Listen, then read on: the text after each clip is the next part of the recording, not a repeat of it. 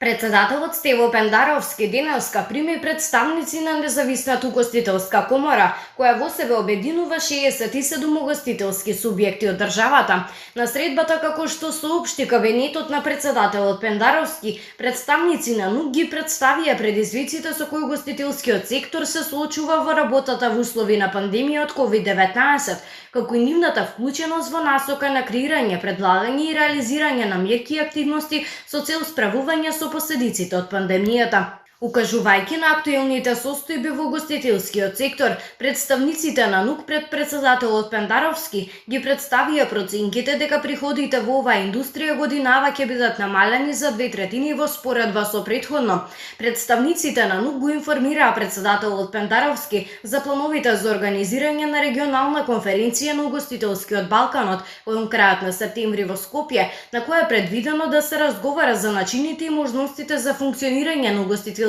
индустрија во пресрет на вториот бран на пандемијата, која според нив е еден од најмногу погодените од почетокот на кризата, се наведува во соопштението. Председателот Пендаровски изрази очекувања за изнаоѓање на начини и модалитети за унапредување на работата на засегнатите субјекти во овој сектор преку стриктно почитување на здравствените протоколи.